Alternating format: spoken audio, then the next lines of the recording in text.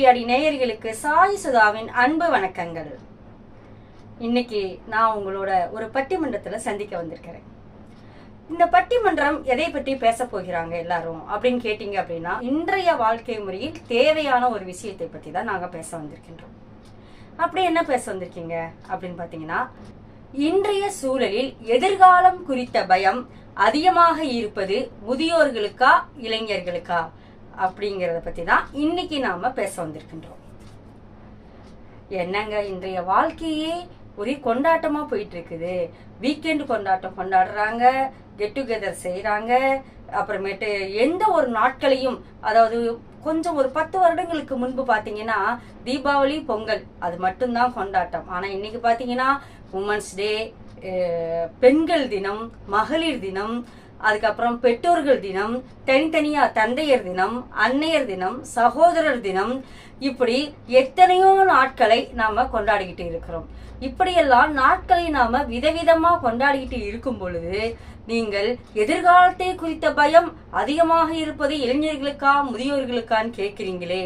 First பயம் இருக்கின்றதா அப்படின்னு நீங்க கேட்கலாம். எனக்கு புரியுது. இந்த கொண்டாட்டங்கள் பார்க்கிறதுக்கு எல்லாருமே கொண்டாட்டங்களாக செஞ்சிட்டு இருக்கிற மாதிரி தோணுது. ஆனா உண்மையில பார்த்தோம் அப்படின்னா எல்லோருமே ஏதோ ஒரு அச்சத்தின் பின்னாடி, அதாவது எல்லோரும் பின்னாடியும் ஒரு அச்சம் ஒளிந்திருக்கின்றது அப்படின்னு தான் நான் சொல்லுவேன். எந்த வயதினராக இருந்தாலும் சரி, பிறந்த குழந்தையிலிருந்து, அதாவது ஒரு வயது 2 வயது கூட வச்சுக்கோங்க, பள்ளிக்கூடம் போக ஆரம்பிச்சதுல இருந்து முதியவராகி அவங்க இறக்கிற வரைக்கும் ஏதோ ஒரு பயம் அவங்களை ஆட்டுவித்து கொண்டே இருக்கின்றது. அந்த பயத்தை பொறுத்துதான் அவர்களுடைய வாழ்க்கையை அவர்கள் வாழ்ந்து கொண்டிருக்கின்றார்கள் அப்படிங்கிறது தான் யதார்த்தம், அதுதான் நிதர்சனம். அதனாலதான் எந்தெந்த பயங்கள் இருக்கின்றது அப்படிங்கறத நம்ம தெரிஞ்சுக்கணும் இல்லையா. முதியோர்கள் இளைஞர்களை பற்றியும் தெரிஞ்சுக்கணும், இளைஞர்கள் முதியோர்களின் நிலையையும் புரிஞ்சுக்கணும். அதுக்காக தான் இளைஞர்களின் பயம் என்னென்ன, முதியோர்களின் பயம் என்னென்ன, யாருக்கு பயம் அதிகமாக இருக்குது, யாருடைய பயங்கள் உண்மையாக இருக்கின்றது அப்படிங்கறத பத்தி தான் நாம இன்னைக்கு அலசி ஆராய்ச்சி பேச வந்திருக்கின்றோம். சரிங்க, யார் பேச வந்திருக்கிறாங்க அப்படின்னு பாத்தீங்கன்னா, இளைஞர்களுக்கு தான் பயம் அதிகமா இருக்குன்னு சொல்றதுக்கு விருத்தாச்சலத்தில் இருந்து சகோதரி அனுராதா அவங்க வந்திருக்கிறாங்க தொடக்க பேச்சாளராக. அவங்க அணியின் நிறைவு பேச்சாளராக இளைஞர்களுக்கு தான் பயம் அதிகமாக இருக்குதுன்னு சொல்றதுக்கு அங்கேற்கனி அவர்கள் வந்திருக்கிறாங்க நெய்வேலியில் இருந்து. அடுத்ததாக, அதெல்லாம் இல்லைங்க, முதியோர்களுக்கு தான் இன்றைய வாழ்க்கை நிலையில் பயம் அதிகமாக இருக்கிறது, எதிர்காலத்தை குறித்த பயம், இதுதான் நீங்க குறிப்பா கவனிக்கணும். பயம் எத்தனையோ இருக்கலாம், ஆனால் எதிர்காலத்தை குறித்த பயம் யாருக்கு அதிகமா இருக்குது அப்படிங்கிறது தான் இன்னைக்கு பேச்சு. எதிர்காலத்தை குறித்த பயம் முதியோர்களுக்கு தான் அதிகமா இருக்குதுன்னு சொல்றதுக்கு தொடக்க பேச்சாளரா வந்திருக்கிறாங்க நெய்வேலியில் இருந்து அமராவதி அவர்கள். அதே சமயம் அந்த அணியின் நிறைவு பேச்சாளராக முதியோர்களுக்கு தான் எதிர்காலத்தை குறித்த பயம் அதிகமாக இருக்குதுன்னு சொல்றதுக்கு யோகாம்பாள் மேடம் அவங்க சென்னையிலிருந்து வந்திருக்கிறாங்க. 4 பேரும் சிறந்த பேச்சாளர்கள். உங்க அனைவருக்கும் தெரியும், நம்ம நுவிலி விளையாடியில தொடர்ந்து அவங்க பட்டிமன்றங்களும் தனிப்பதிவுகளும் தந்துகிட்டு தான் இருக்கிறாங்க. அவங்க எப்படி பேசுவாங்கங்கிறது உங்களுக்கே நல்லா தெரியும். இப்ப இந்த 4 பேரும் அலசி ஆராய போறாங்க. யாருக்கு என்னென்ன பயங்கள் இருக்கின்றது, அந்த பயங்கள் யாருக்கு அதிகமாக இருக்குது அப்படின்னு அவங்க பேச போறாங்க. 4 பேரும் பேசி முடிச்சதுக்கு பிறகு நாம தீர்ப்புக்கு போகலாம். சரிங்களா? இப்ப பட்டிமன்றம் பேச்சாளர்களின் வசம் ஒப்படைக்கப்படுகின்றது. பட்டிமன்றத்தின் முதல் பேச்சாளராக திருமதி அனுராதா விருத்தாச்சலத்திலிருந்து வந்திருக்கிறாங்க. இவங்க ஓவிய கலைஞர், அதே சமயத்துல சிறந்த பேச்சாளர், உளவியல் நிபுணர், மனம் சார்ந்த பதிவுகள், குறிப்பாக மாணவர்களுக்கு தன்னம்பிக்கை தரும் பதிவுகள் இவங்க தொடர்ந்து தந்துகிட்டே இருக்கிறாங்க. உங்க அனைவருக்கும் தெரியும், இவங்க உளவியல் ரீதியாக பேசுறதுல சிறந்தவங்க. இப்ப இவங்க என்ன சொல்றாங்கன்னு பார்க்கலாம். யாருக்கு பிரச்சனைகள் அதிகம் இருக்கின்றது, இளைஞர்களுக்கு தானே அதிகம் இருக்குது அப்படின்னு இவங்க சொல்ல வந்திருக்கிறாங்க. எந்த வகையில இளைஞர்கள் பிரச்சனைகள் அதிகமா இருக்குதுன்னு இவங்க சொல்றாங்க அப்படின்னு நம்ம பார்க்கலாம். வாங்க அனுராதா, வாங்க, நீங்க சொல்லுங்க, இளைஞர்களுக்கு எப்படிப்பட்ட பிரச்சனைகள்லாம் இருக்குது அப்படின்னு சொல்லிட்டு. நுவலி விளையாடி நேயர்களுக்கும் மற்றும் ஊடகவியல் அனைவருக்கும் என் வணக்கத்தை தெரிவித்துக் கொள்கிறேன். மேன்மை பொருந்திய நடுவர் அவர்களே, என் மேலான வணக்கத்தை தெரிவித்துக் கொள்கிறேன். என்னுடன் பேச இருக்கும் சக தோழிகர் அனைவருக்கும் என் வணக்கத்தை தெரிவித்துக் கொள்கிறேன். இன்றைய சூழ்நிலையில் அதிகம் பயம் யாருக்கு? இளைஞர்களிடமே என்று நான் இன்னைக்கு பேச இருக்கேன். தென்னாலிக்கு எல்லாம் பயம்தான், தென்னாலிக்கு எல்லாம் பயம்தான். இந்த மாதிரி தான், இந்த கமல் சார் சொல்ற மாதிரி தான் இப்ப இருக்கிற இளைஞருக்கு எல்லாமே பயம்தான் நடுவரே. எதுக்கெடுத்தாலும் பயம்தான் அவங்களுக்கு இப்ப இருக்கிற நிலைமையில. அவங்களுக்கு எல்லாமே பயமா இருக்கு. இதுக்கு நான் ஒரு பெரிய லிஸ்டே கொடுப்பேன் நடுவரே, நீங்களே கேட்டு ஆமாவா இல்லையான்னு சொல்லுங்க. சின்ன வயசுல ஒரு சின்ன பையன் கிட்ட கூட நீ நல்லா படிச்சாதான், நல்ல மார்க் எடுத்தாதான் உனக்கு நல்ல லைஃப், இல்லைன்னா கஷ்டப்படுவ அப்படின்னு சொல்லி பயம்படுத்தியே தான் வளர்க்குறாங்க வீட்டுல. எல்லா வீட்லயும் பேரண்ட்ஸ். ஆமாவா இல்லையா? எல்லா வீட்லயும் இதுதான் நடக்குது. ஓகேவா? இப்போ நல்லா படிச்சாதான் நல்ல மார்க் எடுக்க முடியும், அது ஒரு பயம். மார்க் எடுத்தா நல்ல காலேஜ் சேரணும், அது ஒரு பயம். காலேஜ் சேரணும்னா எந்த காலேஜ்ல சேரணும், எந்த கோர்ஸ்ல சேரணும், அது ஒரு பயம். காலேஜ் சேர்ந்தா பயம் போயிடுச்சா? இல்ல, அடுத்து ஒரு வேலை கிடைக்கணும். என்ன வேலை கிடைக்கணும், எப்படி வேலை கிடைக்கும், அது ஒரு பயம். நல்ல வேலை கிடைச்சிருச்சு, நல்ல சம்பளம் கிடைக்குமா, அது ஒரு பயம். நல்ல சம்பளம் கிடைச்சிருச்சு, நல்ல ஒய்ஃபோ ஹஸ்பண்டோ கிடைப்பாங்களா, அது ஒரு பயம். லைஃப் செட்டில் ஆவோமா, ஒரு வீடு வாங்குவோமா, அது ஒரு பயம். இது மட்டுமா? அதுக்கப்புறம் நம்ம வேலை பெர்மனண்டா இருக்குமா, போயிருமா, அது ஒரு பயம் இப்ப இருக்கிற இளைஞர்களுக்கு. இந்த மாதிரி ஒரு பெரிய லிஸ்ட் போய்கிட்டே இருக்கு நடுவரே இப்ப இருக்கிற இளைஞர்களுக்கு. இவங்களுக்கு எப்படி பயம் இல்லைன்னு சொல்லலாம், இத்தனை பிரச்சனைகள் அவங்க இருக்கிறப்போ? அது மட்டுமா? லிவிங் டுகெதர் ரிலேஷன்ஷிப்னு இப்பெல்லாம் சொல்றாங்க. முந்தி காலத்துல என்ன சொன்னாங்க? ஈஸியா மேரேஜ் பண்ணிக்கிட்டாங்க, 10-12 குழந்தைங்க பெத்துக்கிட்டாங்க. இப்போ குழந்தை பெத்துக்கிறதுக்கும் பயப்படுறாங்க நடுவரே, ஒரு மேரேஜ் லைஃப்குள்ள போறதுக்கும் பயப்படுறாங்க, ஒரு ரெஸ்பான்சிபிலிட்டி எடுக்கிறதுக்கும் பயப்படுறாங்க. அதுக்குதான் லிவிங் டுகெதர் ரிலேஷன்ஷிப்குள்ள போறேன்னு சொல்லிட்டு இருக்காங்க இப்ப இருக்கிற இளைஞர்கள். இது மட்டுமா? எவ்வளோ ஸ்ட்ரெஸ் மேனேஜ்மெண்ட் பண்ணிட்டு இருக்காங்க கோர்சஸ். அதுதான் ஹெவி பீக்ல போய்கிட்டு இருக்கு, சைக்காலஜி கோர்ஸ். அது மட்டுமா நடுவரே? எவ்வளோ கவுன்சிலிங் சென்டர்ஸ் இருக்கு, எல்லாரும் அங்க கவுன்சிலிங் சென்டர்லாம் நிரம்பி வலியுது நடுவரே. ஏன் கேக்குறீங்களா? எல்லாம் இவ்ளோ பிரச்சனை இருக்கிறப்போ அவங்க பயம் தானாவே வந்துடுது. ஏன் இப்ப இருக்கிற இளைஞருக்கு இவ்ளோ பயம் கேக்குறீங்களா? எதிர்பார்ப்புகள் அவங்களுக்கு அதிகமா இருக்கு. நான் இப்படி இருக்கணும், அப்படி இருக்கணும் சொல்லிட்டு எதிர்பார்ப்பு ரொம்ப வச்சிருக்காங்க. அந்த எதிர்பார்ப்பை நினைக்க எதிர்காலத்தை நினைக்க அவங்களுக்கு தானா பயம் ஓடி வந்துடுது நடுவரே. இவ்ளோ பயம், இவ்ளோ எதிர்பார்ப்பு அந்த காலத்துல எல்லாம் இல்ல. இப்போ இருக்கிற முதியவர்களுக்கு கூட இவ்ளோ எதிர்பார்ப்பு இருக்காது. அதனால அவங்களுக்கு கொஞ்சம் பயம் கம்மி தான் நடுவரே இளைஞர்களை கம்பேர் பண்றப்போ. இப்போ சாட் ஜிடிபி அப்படின்னு ஒண்ணு வந்தது. இது என்னன்னு தெரிஞ்சுக்கிறதுக்கு முன்னாடியே, எதுக்கு இது யூஸ் ஆகும்னு தெரிஞ்சுக்கிறதுக்கு முன்னாடியே ஏஐ அதுக்கு மேல ஒண்ணு வந்து நிக்குது. இந்த ஏஐனால என்ன பிரச்சனை? எல்லா இடத்துலயும் அதுதான் வேலை பார்க்குமா? ஒரு ரோபோட் இருந்தா போதும் எல்லா வேலையும் முடிஞ்சிரும்ன்ற நிலைமையில இப்ப எல்லா சூழ்நிலை இருக்கு. ஒரு லாயரா படிச்சுட்டு, ஒரு டாக்டருக்கு படிச்சுட்டு அவங்களுக்கே வேலை கிடைக்குமா கிடைக்காதா அப்படின்ற சூழ்நிலைக்கு இப்ப இருக்கிற சூழ்நிலையில இருக்கோம் நம்ம நடுவரே. இதுக்கு என்ன தீர்வு அப்படின்லாம் நமக்கு தெரியாது. ஏன்னா ரோபோட் உலகமா நமக்கு மாறிக்கிட்டே வருது.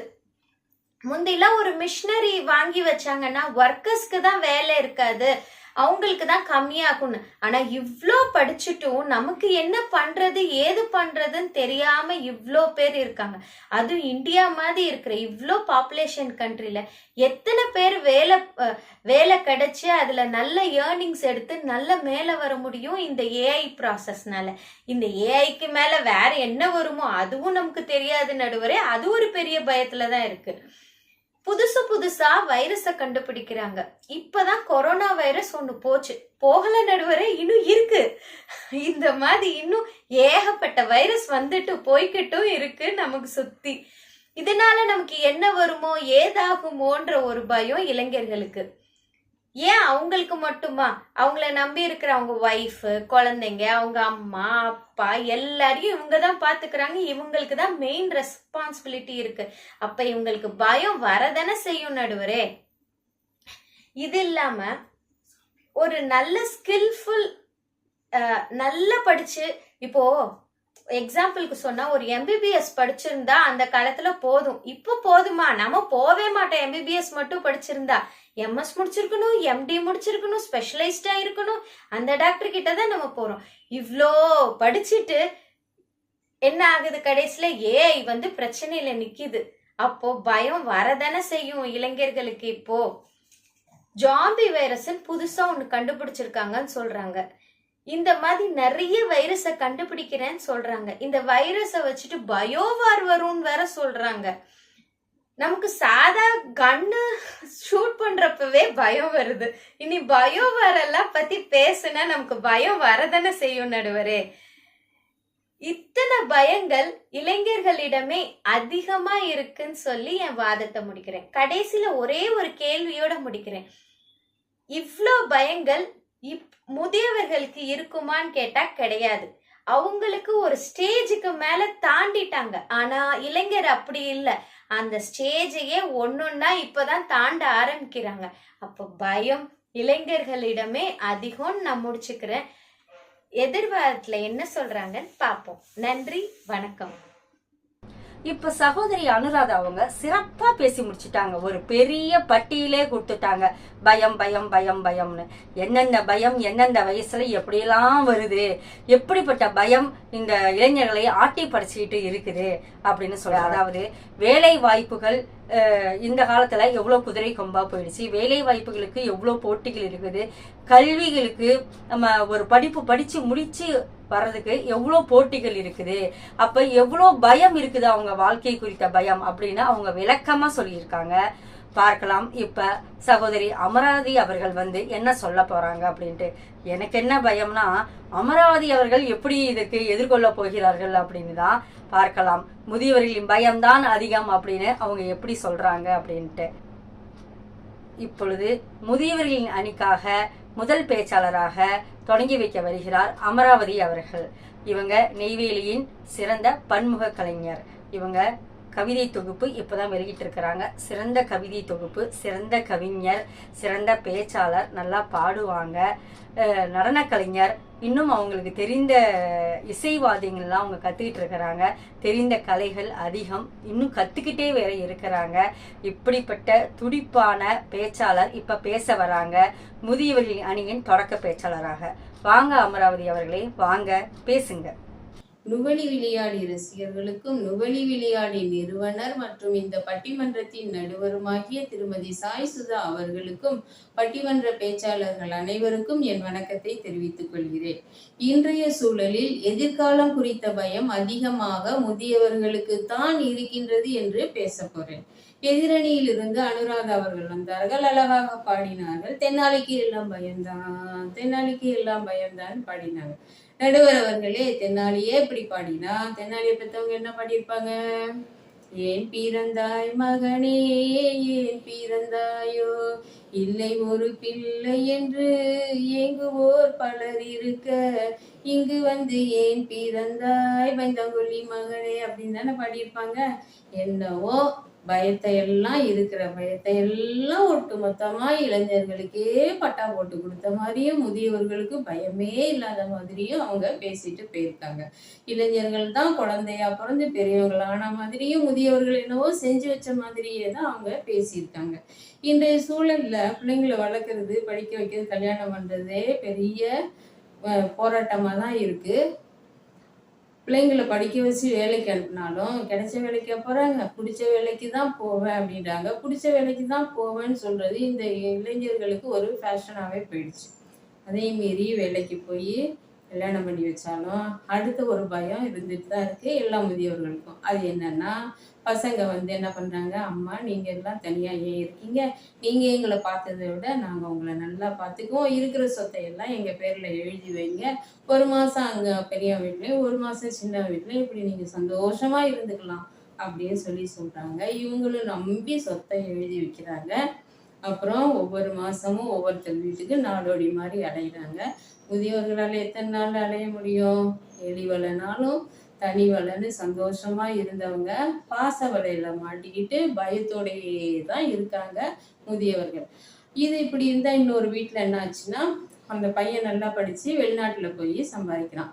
அம்மாவுக்கு இப்படி தனியா இருக்கிறது அவனுக்கு மனசை உறுத்துது. அம்மா தனியா இருக்கிறதுல அந்த வீடு அவனுக்கு அம்மாவுக்கு எதுக்கு தேவைன்ற மாதிரி யோசிச்சு அங்கேருந்து அவங்க அம்மா கிட்ட இந்த வீட்டை வித்துடலாமா, நீ எங்க கூட வா, என் கூட வா, உன்னை நான் வெளிநாட்டுல வச்சு நல்லா பத்திரமா பார்த்துக்கிறேன் அப்படின்னு சொல்றான். இவங்க அம்மா என்ன பண்றாங்க, பையனுக்கு நம்ம மேல எவ்வளவு பாசம் அப்படின்னு சொல்லி ஒரே சந்தோஷத்துல வீட்டை வித்து பணத்தையும் பையன் கையில கொடுத்துடுறாங்க. பையனும் இவங்கள கூட்டிட்டு போனா, எது வரைக்கும் கூட்டிட்டு போனான்னு தெரியுங்களா? ஏர்போர்ட் வரைக்கும் கூட்டிட்டு போனான். ஏர்போர்ட்ல போய் அம்மாவை உட்கார வச்சுட்டு ஒரு 5 நிமிஷத்துல வந்துடுறம்மா அப்படி இவங்களும் உட்காந்துருக்காங்க. இவன் ஃப்ளைட் ஏறி அவன் நாட்டுக்கு போயிட்டான். என்னடா ரொம்ப நேரமா இந்த அம்மா இங்க இருக்காங்கன்னு அங்க வேலை செய்யறவங்க கேட்கும்போதுதான் இவங்க பையன் செஞ்ச திருவிளையாடல் தெரியுது. அப்புறம் பரிதாபப்பட்டு இவங்கள முதியோர் இல்லத்துல சேர்த்து விடுறாங்க. இந்த கதை எப்படி இருக்குன்னா, இந்த மாதிரி பிரச்சனை எதுவும் இல்லாம சந்தோஷமாவும் முதியோர்களால வீட்டுல இருக்க முடியுதா? அவங்களும் ஒரு பயத்திலேயே தான் இருக்க வேண்டி இருக்கு. ஏன்னா தனியா இருக்க முதியவங்களை பார்த்துதான் கொள்ளையடிக்கிற கும்பல் வருது. அவங்கள போட்டு தள்ளிட்டு இருக்கிறதெல்லாம் சுட்டுட்டு போயிடுறாங்க. இதுக்கு பயந்துட்டு இவங்களும் போய் தானே முதியோர் இல்லத்துல சேர்ந்துக்கிறாங்க. இப்போ நோயெல்லாம் வருது, நிறைய வைரஸ் வருது. கொரோனாலாம் ஒரு மாதிரி இளைஞர்களை தாக்குது, இளைஞர்களுக்கு பயம் அதிகமா இருக்கு அப்படின்னு சொல்றாங்க அணுறாங்க. இந்த நோயினை இளைஞர்களை மட்டுமா தாக்கும்? முதியவர்களை பார்த்துட்டு ஐயோ பாவம் வயசானவங்க இவங்களை விட்டுடலான்னு போகுதா? நோய்க்கும் பேய்க்கும் பார்ஷியாலிட்டே இல்லைல்ல. ஆனா என்ன, இளைஞர்களுக்கு கொடுக்குற ஒரு ப்ரிஃபரன்ஸை முதியவர்களுக்கு கொடுக்க மாட்டேங்கிறாங்க. ஏன்னா இளையவங்க வாழ போறவங்க, இங்க வாழ்ந்து முடிச்சுட்டாங்க அப்படின்ற ஒரு எண்ணமும் அவங்களுக்கு வந்திருக்கு. சரி, இதனால என்ன பண்றாங்க, உங்களுக்கு வயசாயிடுச்சுமா, இனிமே எவ்வளவு கொடுத்தாலும் நீங்க தேர மாட்டீங்கன்ற வர சொல்லிடுறாங்க. இவங்களுக்கு அதுக்கு மேல என்ன வியாதி வந்தாலும் சொல்ல பயந்துகிட்டே தான் இருக்காங்க.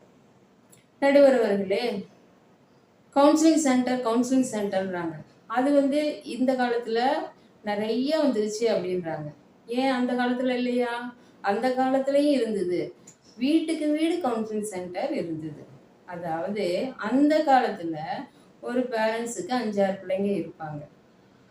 அவங்கெல்லாம் கூட்டு குடும்பமா தான் இருந்தாங்க. அம்மா அப்பா தாத்தா பாட்டி பெரியம்மா பெரியப்பான்னு எல்லாம் கூட்டு குடும்பமா இருந்தாங்க. பிள்ளைங்களை ஏதாவது கண்டிக்கும் போது ஒரு உறவினர்ல இன்னொருத்தர் கூப்பிட்டு ஆறுதல் சொல்லி அவங்களுக்கு அட்வைஸ் பண்ணி பயம் இல்லாம வாழ்றது, துணிவோடு இருக்கிறது எல்லாத்தையும் சொல்லி கொடுத்துட்றாங்க நல்ல ஒழுக்கத்தை. இந்த பிள்ளைங்க வெளியே போகும்போது எல்லாத்தையும் எதிர்கொண்டு சமாளிச்சு வந்துடுறாங்க. ஆனா இந்த காலத்துல பாத்தீங்கன்னா ஒரு பிள்ளைங்க இல்லைன்னா 2 பிள்ளைங்க தான் இருக்காங்க. இப்படி இருக்கும்போது என்ன பண்ணணுது, இவங்களே செல்லம் கொடுத்து பேரண்ட்ஸும் வளர்த்துட்டு இவங்களே பயப்படுறாங்க.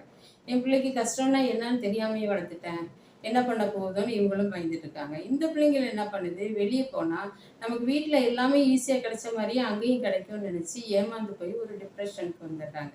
அதை அவங்கள சரி பண்ண அம்மா அப்பா மட்டும் பத்த மாட்டேங்குது. அதனால டாக்டர்கிட்ட கூட்டிட்டு போக வேண்டிய நிலைமை வருது. கவுன்சிலிங் சென்டரும் நிறைய ஆயிடுச்சு. அப்புறம் இப்ப இருக்க முதியவர்களுக்கு பெரும்பாலும் தனிமையா தான் இருக்காங்க. அந்த தனிமை துயரே அவங்களுக்கு ஒரு பயத்தை ஏற்படுத்துது. நீங்க தனியா இருக்கேன்னுலாம் கவலைப்படாதீங்க, நாங்க இருக்கோம் உங்களுக்கு துணைக்குன்னு சொல்லி வயசான காலத்துல சுகரு, பிபி, முட்டு வலி, கை வலி, கால் வலின்னு எல்லாம் முதியவர்கள்ட்ட நாங்க தான் இனி உங்கள் சொந்தம்னு உரிமை கொண்டாட ஆரம்பிச்சிருது. அவங்கள போட்டு பாடா படுத்துது. வாழ்ந்து முடிக்கிற வரைக்கும் பயம் பயம் பயம் என்று அதிகமாக பயந்து வாழ்வது முதியவர்களே என்று சொல்லி என் உரையை முடிக்கிறேன். நன்றி, வணக்கம். அமராவதி அவர்கள் நல்லா பேசிட்டாங்க. சபாஸ், சரியான போட்டி. அனுராதா அவர்களை பார்த்து சரியான ஒரு கேள்வி கேட்டாங்க. தெனாலிக்கே இவ்வளவு பயம் இருந்தா தெனாலியை பெற்ற பெற்றவர்களுக்கே எவ்வளவு பயம் இருக்கும் அப்படின்னு ஒரு கேள்வியை கேட்டிருக்கிறாங்க. இது நம்ம கொஞ்சம் யோசிக்க வேண்டிய விஷயம் இல்லைங்களா? இளைஞர்களுக்கு என்னென்ன பயம் இருக்குது, அதாவது குறிப்பா அவங்க குழந்தை பிறந்ததிலிருந்து பள்ளிக்கு போனதிலிருந்து அவங்க சொல்லிட்டு வந்துட்டாங்க எல்லா விதத்திலும் என்னென்ன பயம் இருக்குதுன்னு. ஆனால் இந்த பயமெல்லாம் அவங்களுக்கு இல்ல, அவங்கள பெற்றவங்களுக்கு தான் அப்படின்னு ஒரேடியா அப்படியே வண்டி இப்படி திருப்பி யூட்டர்ன் பண்ணி விட்டுட்டாங்க அமராவதி அவர்கள். இப்ப இவங்க சொல்றத பார்த்தா ஆமா சரியா தானே இருக்குது அப்படின்னு தோணுது. பார்க்கலாம் இளைஞர்களின் அணிக்கான நிறைவு பேச்சாளராக அங்கேற்கண்ணி அவர்கள் வந்து என்ன சொல்ல போறாங்க அப்படின்னு சொல்லிட்டு. அங்கேற்கண்ணி அவர்கள் நெய்வேலியின் சிறந்த பேச்சாளர், நெய்வேலி நகரம் அறிந்த சிறந்த பேச்சாளர். இவங்க பேச்சை பற்றி உங்களுக்கு நான் சொல்ல வேண்டியதில்லை, நமது நுவிலி விளையாடி நேயர்கள் நன்கு அறிந்ததே. இப்ப இவங்க பேச போறாங்க. அதெல்லாம் கிடையாதுங்க, நீங்க என்னங்க இப்படி ஒரேடியா இப்படி திருப்பிட்டீங்க, இளைஞர்களின் பயம்தான் அதிகம், அவங்களுக்கு தான் பெருமளவு எதிர்காலத்தை குறித்த பயம் இருக்குதுன்னு சொல்ல போறாங்க. என்ன சொல்றாங்க, எப்படி சொல்றாங்க அப்படின்னு பார்க்கலாம்.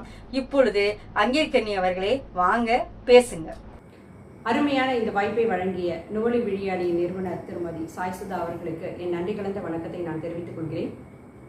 நடுவர் உள்ளிட்ட அவையை நான் வணங்குகிறேன். இன்றைய சூழலில் எதிர்காலம் குறித்த பயம் இளையவர்களிடத்தில் தான் என்பது எனது வாதம். இளையவர்களிடத்தில் ஆசை இருக்கிறது, முடிவில்லாத தேடல் இருக்கிறது, அவர்கள் ஆர்வத்துடனும் உத்வேகத்துடனும் இருக்கிறார்கள்.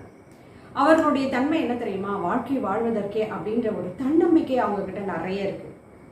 ஆனால் அதற்கேற்ற சமுதாயம் இன்று இல்லை. நடுவர் அவர்களே, நீங்கள் ஒரு விளம்பரம் பார்த்திருப்பீங்க. ஒரு குழந்தை தன்னோட அப்பா கிட்ட ஓடி வந்து, அப்பா நான் ஓட்டப்பந்தயத்தில் செகண்ட் வந்துட்டேன்ப்பா அப்படின்னு சொல்லும். உடனே அவங்க அப்பாவுக்கு பயங்கர சந்தோஷம். அப்படியா, கங்க்ராட்ஸ் அப்படின்னு சொல்லிட்டு எவ்வளோ பேர் ஓடினாங்க அப்படின்னு கேட்பார். உடனே அந்த குழந்தை சொல்லும் 3 பேர் ஓடினாங்க அப்படின்னு. இது கேட்கறதுக்கு வேடிக்கையாக தான் இருக்கு, ஆனால் இதில் ஒரு உண்மை பொதிந்திருக்கிறது நடுவர் அவர்களே. அன்றைய காலகட்டம் இப்படித்தான் இருந்திருக்கிறது. அன்று எப்படி திரும்ப இருந்தாங்க, விவசாயி மகன் விவசாயம் செய்தாங்க, அதை பற்றி ஒரு பெரிய பொருட்டை அவங்க நினைக்கவே இல்லை. வணிகம் செய்பவர்கள் வணிகத்தை தான் அந்த குழந்தைக்கு தேர்ந்தெடுத்தார்கள். குருக்கள் என்ன பண்ணார், தன்னுடைய குழந்தையை அடுத்தது பூஜை பண்ணுறதுக்கு தான் ஆரம்பிச்சு வச்சார். கம்பெனி வைத்திருக்கிறவர்கள் தன்னுடைய வாரிசை அடுத்தது அவங்க கொண்டு வந்தாங்க. இப்படி அங்கே போயிட்டு இருக்கும் பொழுது அப்போ துறைகளில் போட்டி தேர்வே அப்படின்னு கிடையவே கிடையாது, நிறைய போட்டிகள் இல்லை. அதனால நான் சொன்ன அந்த விளம்பரம் இதற்கு தகுந்த மாதிரி இருக்கும்னு நினைக்கிறேன் நடுவர் அவர்களே. ஆனா இன்றைய காலகட்டம் எப்படி திரும்ப இருக்குது, ஒரு போட்டி தேர்வுக்கு 100 பேர் இல்லை, 1000 பேர், 1,00,000 பேர், கோடி பேர் அப்படின்னு சொல்லிட்டு அந்த எழுதுற அந்த குழந்தைகள் இன்னைக்கு அதிகமாயிட்டேன். ஏன்னா அவர்களுக்கு படிப்பு ஆர்வம் அதிகமா இருக்கு. நிறைய பேர் கவர்மெண்ட்ல வேலை செய்யணும் அப்படின்ற ஒரு எண்ணம் எல்லாருக்கும் வந்துருச்சு. கல்வியை பற்றின ஒரு விழிப்புணர்வு நிறைய பேருக்கு வந்துருச்சு. அதனால ஜெயிக்கணும் ஜெயிக்கணும் அப்படின்ற ஒரு பயம் கலந்த ஒரு இது இன்றைய இளையவர்களிடத்தில் அதிகமா இருக்கு. இன்னொன்று பார்த்தீங்கன்னா பெற்றோர்கள் நம்ம சொல்லலாம் இல்லைங்களா. பெற்றோர்கள் நாம தான் படிக்கலையே, நம்ம குழந்தையாவது நல்லா படிக்கணும், நல்ல ஒரு வேலையில இருக்கணும் அப்படின்னு, இது நியாயமான ஆசை தானே. அப்படி இருக்கும் பொழுது இவர்களுடைய மனது எப்படி தெரியுமா இருக்கு, பாரம் ஆயிடுச்சு நடுவர்களே. உண்மையை சொன்னா பாரம் தான், தலையில குருவி தலையில பனங்காய வைத்த மாதிரின்ற பழமொழி இதற்கு சரியா இருக்கும்னு நினைக்கிறேன். ஒரு திருமணமான ஒரு இளைஞன் என்கிட்ட சொன்னா, நீங்களாம் குழந்தைய நல்லா வளர்த்துட்டீங்க, உங்களோட இதில் நல்லா இருந்தது, எல்லா விஷயமும் உங்களுக்கு கிடைச்சது, ஈஸியாக குழந்தைய நல்லவங்களா வளர்த்துட்டீங்க, ஆனால் எங்களுக்கு பயமாக இருக்குது மேடம் அப்படின்னா. என்னன்னா இன்னைக்கு கல்வி செல்வத்தை அந்த குழந்தைகளுக்கு வழங்கணும்னு நினைக்கிறாங்க. ஆனால் அந்த கல்வி செல்வம் எப்படி திரும்ப இருக்கு, கல்வி செல்வத்தை வழங்குவதற்காக அவர்கள் செல்வத்தை தேடி ஓடிக்கொண்டிருக்கிறார்கள். ஏன்னா இன்னைக்கு கல்வி அப்படின்றது ஒரு பெரிய காஸ்ட்லியான வியாபாரம் ஆயிட்டது நடுவர் அவர்களே. வேற வழி இல்லை, அந்த குழந்தைங்களுக்கு ஒரு நல்ல எதிர்காலத்தை தரணும் அப்படின்னா அவர்கள் செல்வத்தை சேர்த்து தான் ஆகணும் அப்படின்ற ஒரு நிலைமை இன்னைக்கு உருவாயிடுச்சு. அவர்களுக்கு அந்த பயமே அதிகமாக இருக்கிறது. இன்னொன்று பார்த்தீங்கன்னா, இந்த சமுதாயத்தில் இப்போ இருக்கிற சமுதாயத்தில் அந்த குழந்தையை ஒழுக்கமாக வளர்க்க முடியுமா அப்படின்ற ஒரு பயம் அவர்களிடத்தில் இருக்கு. இன்னொன்று முக்கியமான விஷயம், அந்த குழந்தைகளுக்கு பாதுகாப்பு இருக்குமா அப்படின்னு. இப்படி நிறைய பயங்கள் அந்த இளையவர்களிடத்தில் அதிகமாக இருக்கிறது என்பதுதான் உண்மை. காலம் எத்தனை மாறினாலும் கூட இந்த பயம் என்பது இளையவர்களிடத்தில் அவர்கள் தலையில் பாரத்தை உண்டு பண்ணுவது உண்டாக்கி வைத்திருக்கிறது என்பதுதான் உண்மை நடுவர் அவர்களே. என்னுடைய எதிரணி சகோதரி ரொம்ப அழகா சொல்லிட்டு போனாங்க முதியவர்களை பற்றி. உண்மைதான், முதியவர்களிடத்தில் ஒரு பயம் இருக்கத்தான் செய்யும், இல்லைன்னா சொல்ல முடியாது. ஆனால் நீங்க நல்லா பார்த்தீங்கன்னா, அவர்கள் சிறு வயதில் இருக்கும் பொழுது ஒரு அன்பான அவர்களுக்கு ஒரு அன்பான உறவு கிடைச்சிருக்கும், அரவணைப்பான உறவினர்கள் கிடைச்சிருப்பாங்க, ஒரு பாதுகாப்பான வாழ்க்கை வாழ்ந்திருப்பாங்க, எதிர்பார்ப்பு அதிகம் இல்லாத ஒரு வாழ்க்கையை அவர்கள் வாழ்ந்து இருந்திருப்பாங்க. அப்படிப்பட்ட ஒரு அருமையான வாழ்க்கையை அவர்கள் வாழ்ந்து விட்டு வந்திருக்கிறார்கள். இன்னைக்கு அவங்களோட ஒரே பிரச்சனை என்ன தெரியுமா, பின்னாடி யாராவது நம்மளை பார்த்துக்க மாட்டாங்களா, யாராவது ஒரு ஜீவன் இருக்காதா அப்படின்றது மட்டும்தான். ஆனா அதற்கு நான் என்ன சொல்றேன் அப்படின்னா, அவர்கள் அதற்கான சேமிப்பை அவங்க வச்சுட்டு ஒரு அழகான ஒரு முதியோர் இல்லத்துல அவர்கள் நல்லா வாழ்ந்துட்டு போலாம் நடுவர் அவருக்கு. ஆனா இன்றைக்கு குழந்தைகள் எப்படி தெரியுமா இருக்காங்க, அம்மா அப்பா 2 பேரும் வேலைக்கு போறாங்க. அப்படி வேலைக்கும் போது அந்த குழந்தை வந்து ஒரு 4 சவத்துக்குள்ள தனியா இருக்கு. அதே மாதிரி அந்த குழந்தைக்கு தேவையான அறிவுரைகள் கூட இன்னைக்கு மோட்டிவேஷனல் கோட்டுன்ற பேர்ல அது வாட்ஸ்அப்ல அனுப்பிச்சு விட்டுறாங்க. அந்த குழந்தை அதை மட்டும்தான் பார்த்துட்டு இருக்கு. அதற்கு ஒரு பள்ளியிலேருந்து வரும்பொழுது ஒரு தாத்தா பாட்டி ஒரு மாமாவோ இருந்து என்னப்பா ஆச்சு அப்படின்னு ஒரு கேட்கறதுக்கு அந்த குழந்தைக்கு இன்னைக்கு உறவுகள் கிடையாது. அப்ப அந்த கேள்விகளை கேட்கும் பொழுது அந்த குழந்தைக்கு ஆட்டோமேட்டிக்கா ஒரு பாதுகாப்பான உணர்வு கிடைக்கும் இல்லையா? அந்த பாதுகாப்பான உணர்வு இன்றைய இளையவர்களிடத்தில் இல்லை என்பதுதான் உண்மை. ஏன்னா உறவுகள் எல்லாமே சுருங்கி விட்டன. ஒரு குடும்பம் என்பது சுருங்கிடுச்சு. உறவினர்கள் அத்துணை பேரும் வெளியேறிவிட்டார்கள் இன்றைய காலகட்டம்.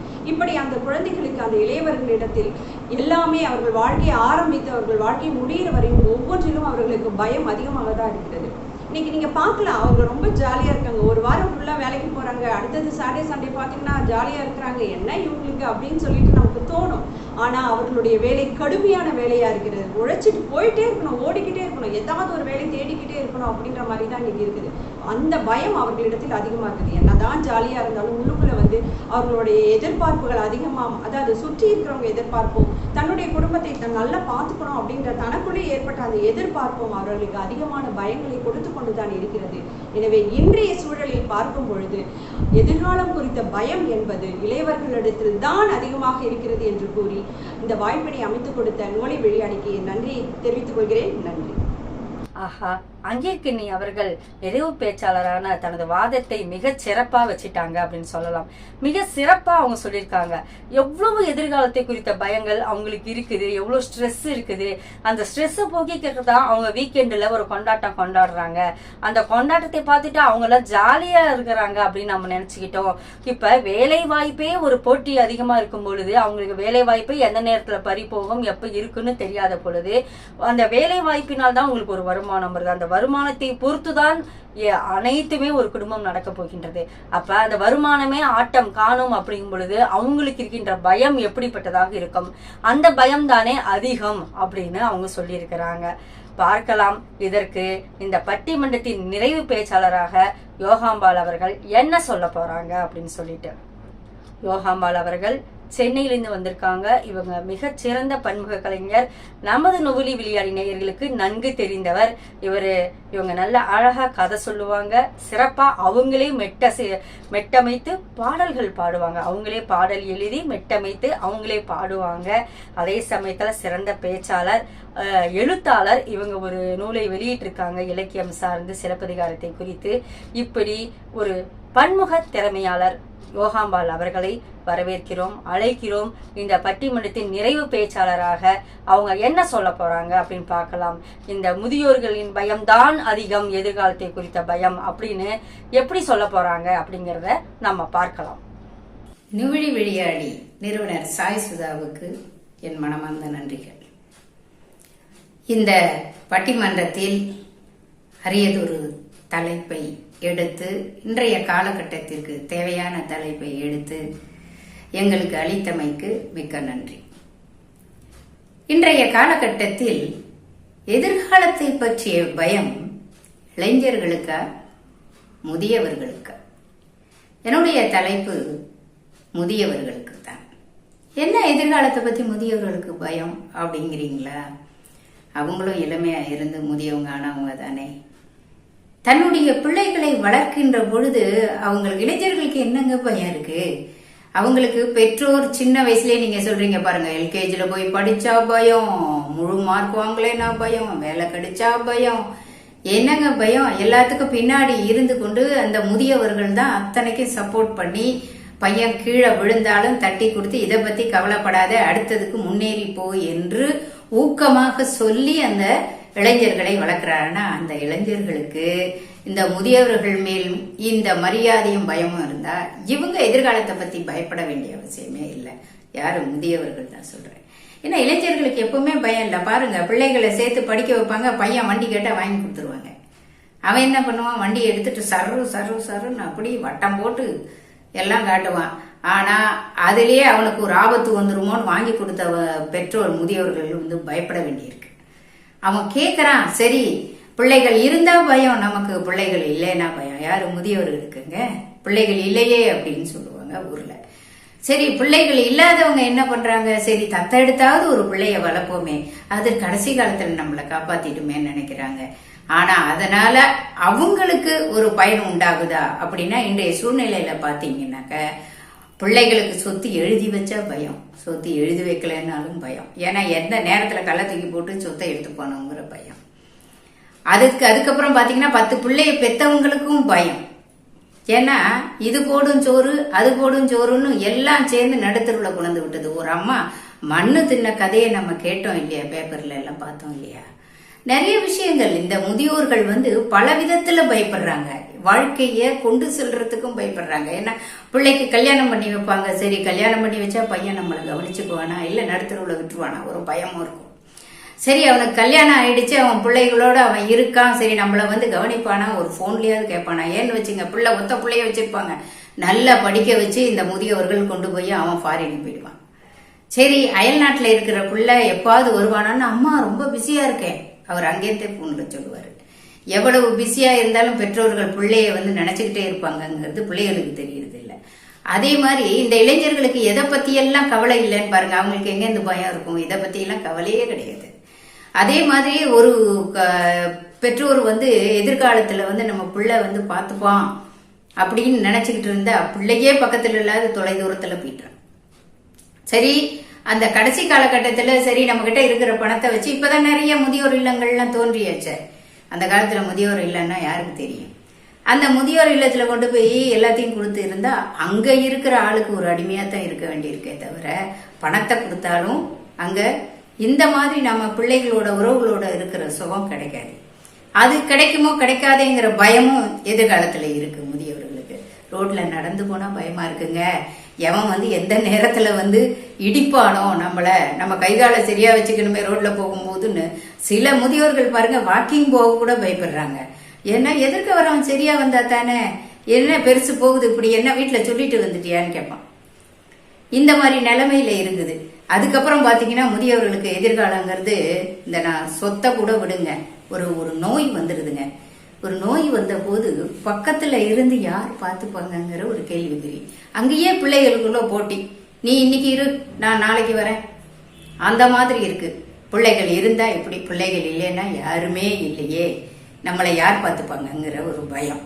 கடைசி காலகட்டத்தில் நம்ம இந்த கொரோனா வந்த போதெல்லாம் பார்க்கலையா, எத்தனையோ பிள்ளைகள் அயல் நாட்டுல இருந்தாங்க, அவங்க அம்மா அப்பா இங்கதான் இருந்தாங்க. கொரோனா வந்ததுல பணம் அனுப்பலாம் அவங்க, ஆனா இவங்க பெற்றோர்களை பார்க்க கூட முடியாத ஒரு நிலைமை.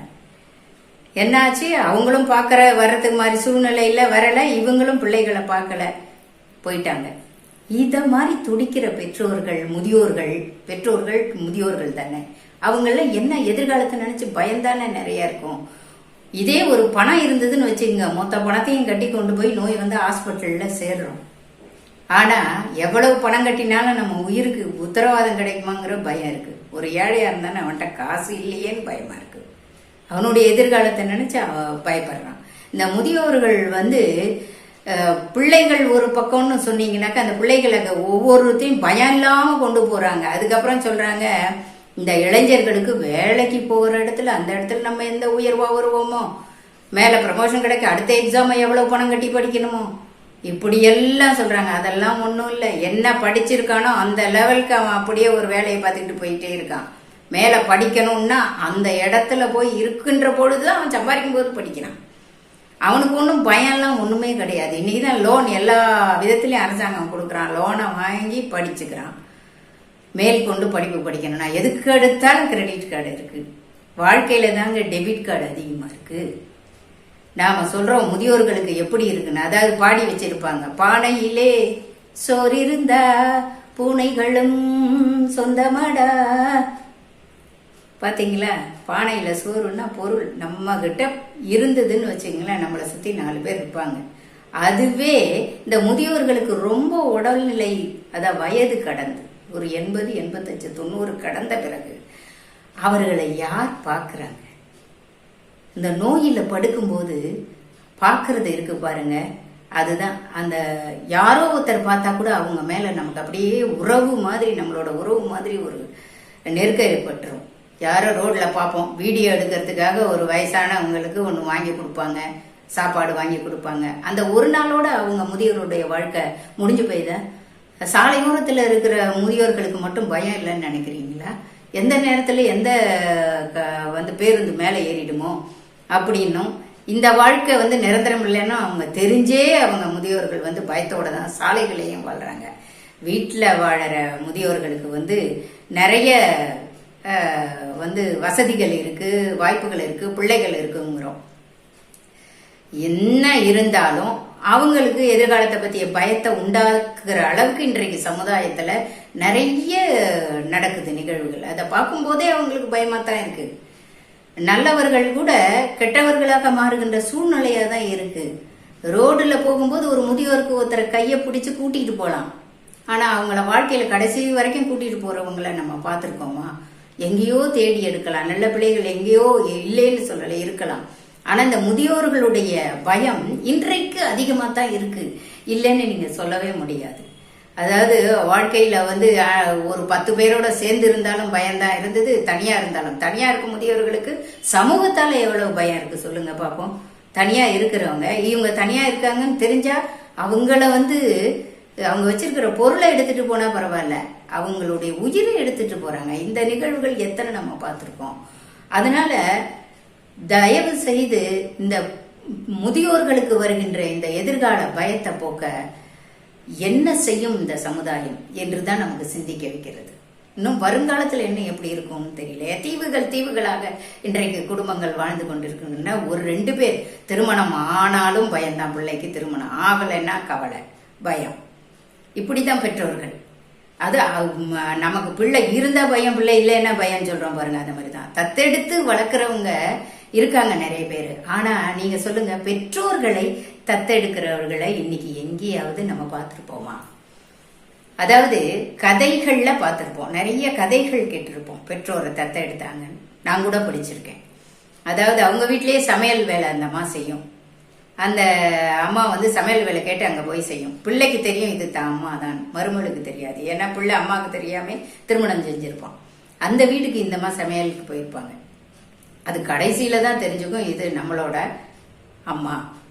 கடைசியில அந்த பிள்ளை யாருன்னா இந்த அம்மா தத்தெடுத்து வளர்த்த பிள்ளை தான், இந்த அம்மாவுக்கு பிள்ளையே கிடையாதுங்கிற விஷயம் தெரியும். இதெல்லாம் நம்ம கதையில படிக்கவும் கேட்கவும் சுவாரஸ்யமா நல்லா இருக்கு.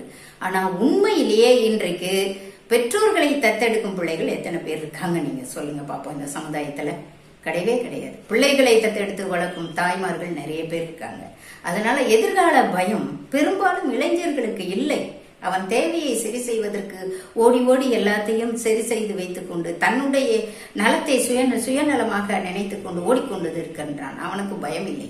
ஆனால் இன்றைய காலகட்டத்தில் பெரும்பாலும் முதியோர்களுக்கு தான் எதிர்காலத்தை பற்றிய பயம் இருக்கிறது என்று என் வாதத்தை கூறி நிறைவு செய்கிறேன். நன்றி, வணக்கம். இப்ப யோகாம்பால் அவர்கள் மிக சிறப்பா பேசிட்டாங்க. அவங்க அணிக்கு ஒரு வலு கூட்டி வச்சுட்டு போயிருக்கிறாங்க. மிக சிறப்பான வாதங்கள். இப்ப இளைஞர்கள் அணிக்காக அவங்க சொல்லி இருக்கிற வாதங்கள் எல்லாவற்றுக்குமே அவங்க பதில் சொல்லி இருக்கிறாங்க. எப்படியெல்லாம் முதியோர்களின் பயம் தான் அதிகமாக இருக்கின்றது அப்படின்னு சொல்லிட்டு, முதியோர்கள் தனியாக இருந்தாலும் பயமாக இருக்கின்றது, குடும்பமாக இருந்தாலும் பயமாக இருக்கின்றது, சொத்து இருந்தாலும் பயம், சொத்து இல்லைனாலும் பயம், அவங்க உள்ளூர்லயே பிள்ளைகள் இருந்தாலும் பயம், இல்ல வெளிநாட்டுல இருந்தாலும் பயம் அப்படின்னு சொல்லிட்டு முதியவர்களுக்கு அந்த வயதில் எப்படிப்பட்ட மனச்சிக்கல்கள் எல்லாம் ஏற்படுகின்றது, அவர்களுக்கு உடல் சிக்கல்கள் ஏற்பட்டால் எந்த மாதிரியான பயங்கள் எல்லாம் வருது அப்படின்னு சொல்லிட்டு அவங்க மிக சிறப்பாக தனது வாதத்தை வைத்து நிறைவு செஞ்சிருக்கின்றார். இப்ப 4 பேரும் பேசி முடிச்சிட்டாங்க. இப்ப நம்ம தீர்ப்புக்கு போகின்ற நேரம் வந்துடுச்சு. தீர்ப்புக்கு போகலாமா? இப்ப இளைஞர்களின் பயம் அப்படின்னு இவங்க என்னென்ன சொல்றாங்க? கல்விக்கு போட்டிகள் அதிகமா இருக்குது, வேலை வாய்ப்புக்கு போட்டிகள் அதிகமா இருக்குது, திருமணம் அப்படின்னுங்கிற நிலை வரும் பொழுது ஏகப்பட்ட நெருக்கடிகள் வருது. அப்ப திருமணத்திற்கு ஆணாக இருந்தால் பெண் கிடைக்க மாட்டேங்குது, பெண்ணாக இருந்தால் அந்த பெண்ணுக்கு பிடித்தமான ஆண் மணமகன் கிடைக்கவில்லை அப்படின்னு இருக்குது. அப்படி இளைஞர்களுக்கு அவங்களுடைய பயம் அதிகமா இருக்குது. இன்னும் குறிப்பா சொல்ல போனா இன்றைக்கு திருமணமாகி இருக்கும் தம்பதியர்களுக்கு, குழந்தைகளை வைத்துக் கொண்டிருக்கும் தம்பதியர்களுக்கு எதிர்கால குறித்த பயம் அதிகமாக இருக்குது அப்படின்னு சொல்றாங்க. அவங்க குழந்தைகளை ஒரு பாலியல் வன்புணர்விலிருந்து எப்படி தப்புவிக்கிறது, ஒரு சாலைகளில் போகும்போது விபத்தில் இருந்து எப்படி காப்பாத்துறது, அதே சமயத்துல அவங்கள ஆரோக்கியமா எப்படி வளர்க்கறது, வேறு ஒரு தீய பழக்க வழக்கங்கள் இருந்து மாட்டிக்கொள்ளாமல் அவங்களை ஒரு நல்ல ஒரு குணவாளராக ஒரு குணவதியாக எப்படி வளர்க்கிறது அப்படின்னு அவங்களுடைய குழந்தைகளை குறித்த பயம் அதிகமாக இருக்கின்றது அப்படின்னு சொல்லிட்டு இளைஞர்களின் பயம்தான் அதிகம் அப்படின்னு சொல்லிட்டு அவங்க இளைஞர்கள் அணியில இந்த பயங்களை பற்றி பேசியிருக்கிறாங்க. அதே சமயத்துல இவங்களும் என்ன சொல்றாங்க அப்படின்னா, சரிங்க நீங்க சொல்றதெல்லாம் சரிதான், அந்த குழந்தைகளின் குறித்த பயம் இவங்களே சொல்லிட்டாங்க பாத்தீங்களா, குழந்தைகளை எப்படி வளர்க்கறது அப்படின்னு சொல்லிட்டு அந்த பெற்றோர்களாகிய இளைஞர்களுக்கு பயம் அதிகமா இருக்குதுன்னு. அந்த இளைஞர்களாக இருந்துதான் இவங்க முதியவர்களா இருக்கிறாங்க. அப்ப இவங்க தானே அந்த இளைஞர்களின் பாதி பயத்தை இவங்க பக்கம் போயிடுது தானே, எங்க பக்கம் தானே வருது. அவங்களை திரும்பியும் திருமணம் செய்து வைக்கிற வரை அவங்களுக்கு அந்த வேலை வாய்ப்பு சிக்கலாகட்டும், இல்ல திருமண சிக்கலாகட்டும், இல்ல கல்வி சிக்கலாகட்டும், அவற்றை குறித்த பயங்களை எல்லாம் நாங்க தானே அதிகம் சுமக்கிறோம், அவங்க சுமக்கலையே அப்படின்னு கேக்குறாங்க. நோயின்னு எடுத்துக்கிட்டா இவங்களுக்கும் நோய் பாரபட்சம் பார்ப்பதில்லை. அவங்க இளவயதினரா முதுமையினரா பாக்குறது இல்ல, 2 பேரையும் தான் தாக்குது.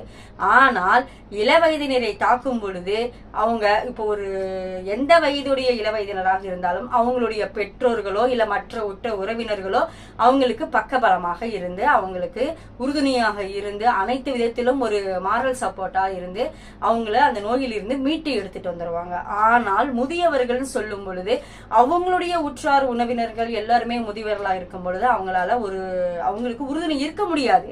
அவங்களுடைய பிள்ளைகள் மட்டும்தான் உறுதுணையா இருக்க முடியும். ஆனால் அந்த பிள்ளைகள் செய்கிறார்களா? செய்வதில்லையே, யாரோ ஒருத்தவங்க தானே செய்யறாங்க. அப்போ ஒரு நோயின் வந்துட்டா அந்த பயம், நோய் நம்ம மீளுவோமோ அப்படிங்கிற பயம் இளைஞர்களை விட முதியவர்களுக்கு தானே அதிகம் இருக்கின்றது அப்படின்னு கேக்குறாங்க. இப்படி இளைஞர்களின் பயத்தையும் முதியவர்களின் பயத்தையும் நாம 2 பக்கமும் அப்படியே பிரிச்சு இவங்க பயம் அப்படி போட்டுக்கிட்டே வந்தாலும் யாருக்கு பயம் அதிகமாகுது, பெரும்பாலும் யாருக்கு எதிர்காலம் குறித்த பயம் இருக்கின்றது அப்படின்னு நம்ம பேசும் பொழுது இப்ப ஒரு பயம் இவங்க பக்கம் கூடுதலா போகுது, நோயை பற்றிய பயம். நோய் வந்துருச்சுன்னா அதுல இருந்து மீளுவதற்கு உறுதுணை இவங்களுக்கு இளைஞர்களுக்கு இருக்குது, முதியவர்களுக்கு இல்லை அப்படிங்கிற ஒரு பயம்.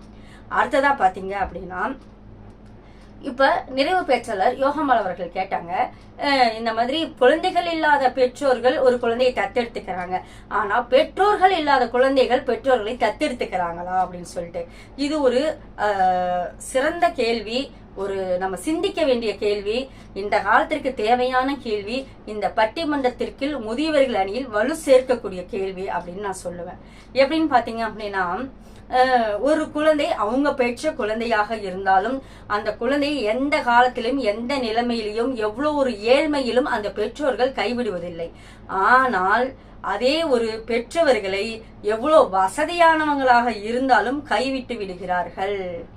ஏழைகள் கைவிடுறாங்கிறத விட நாம கேள்விப்படுகின்ற செய்திகள் எல்லாம், உதாரணம் இவங்களே சொன்னாங்க, ஏர்போர்ட்ல விட்டுட்டு போனது, அதுக்கப்புறமேட்டு விட்டுட்டு போன பெற்றோர் ஒரு அம்மா தன்னை சாப்பிட்றதுக்கு உணவு இல்லாமல் மண்ணை அள்ளி சாப்பிட்டது, இன்னும் நீங்கள் நிறைய படிச்சிருப்பீங்க. இப்படி பிள்ளைகளால் கைவிடப்பட்ட பெற்றோர்களின் நிலைமை, பிள்ளைகள் இல்லாத பெற்றோர்களின் நிலைமை, அது அவங்களுக்கு எவ்வளோ பயம் இருக்குது. நம்ம முடியாம போன காலத்துல இவங்க நம்ம என்ன செய்வோம், நமக்கு யார் செய்வாங்க, ஒரு தண்ணி வேணும்னா கூட யார் எடுத்து கொடுப்பாங்க அப்படிங்கிற பயம், அந்த ஒரு பாயிண்ட் இந்த பக்கம் முதியவர்கள் அன்னைக்கு அதிகமா போய் சேருது.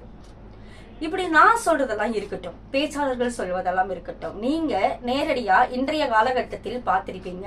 செய்தித்தாள்களாக இருக்கட்டும், தொலைக்காட்சியாக இருக்கட்டும், நீங்க செய்திகள்ல இப்ப அடிக்கடி நாம கேள்விப்படுவது, சமீப காலமாக ஒரு 2-3 வருடங்களாக இருக்கும் நாம கேள்விப்படுகின்ற செய்தி ஒன்று இருக்கின்றது. நீங்க எல்லாம் கவனிச்சிருப்பீங்களான்னு தெரியாது, நான் சொல்றேன் பாருங்க.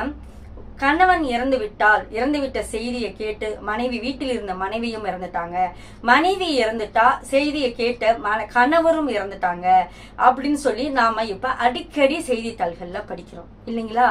அப்ப இந்த செய்தியிலிருந்து நம்ம தெரிஞ்சுக்கிறது என்ன?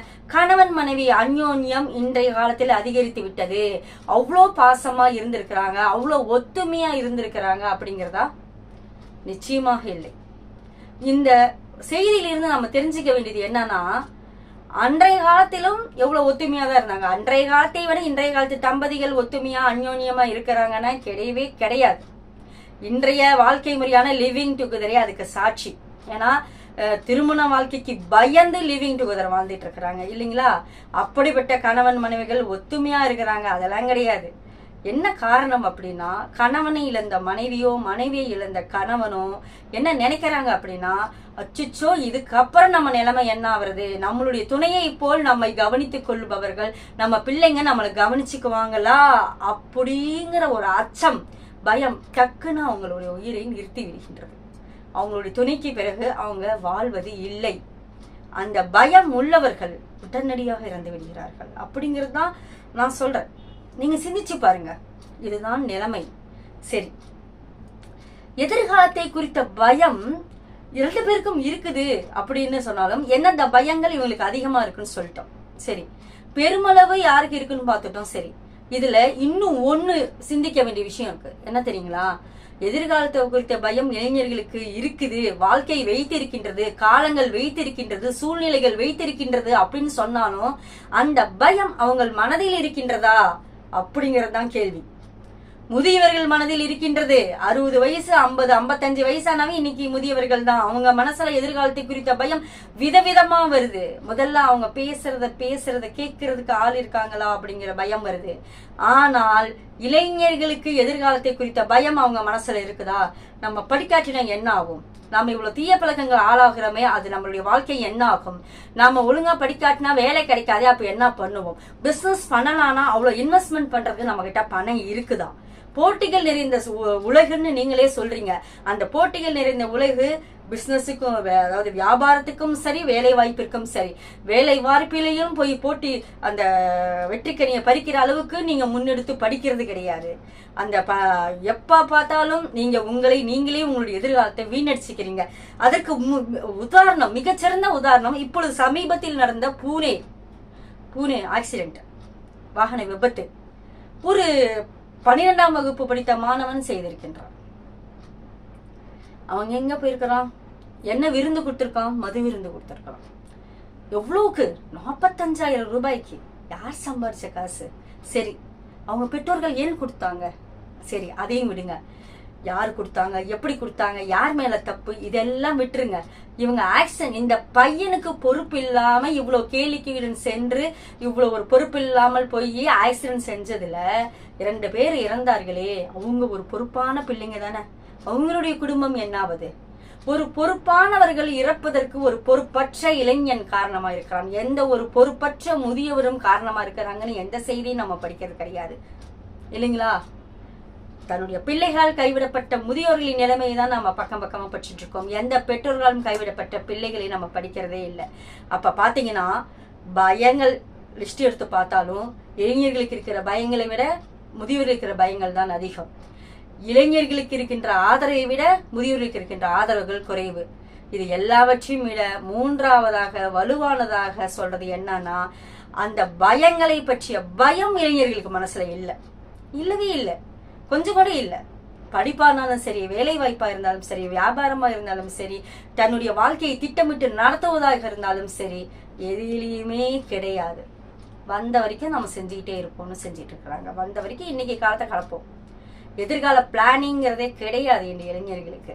எதிர்காலம் என்ன வைத்திருக்கிறது அப்படி சிந்திச்சதானே எதிர்காலத்தை குறித்த பயம் வரும். ஆக எதிர்காலத்தை குறித்த பயம் இருப்பதும் முதியவர்களுக்கு தான் அப்படின்னு போகும்போது பெரும்பாலும்ங்கிற பேச்சுக்கே இல்லை. எதிர்காலத்தை குறித்த பயமே இளைஞர்களிடம் இல்லை. எதிர்காலத்தை குறித்த பயம் முதியவர்களிடம் மட்டும்தான் இருக்கின்றது என்று இந்த பட்டிமன்றத்தின் தீர்ப்பாக சொல்லி நான் இந்த பட்டிமன்றத்தை நிறைவு செய்து கொள்கிறேன்.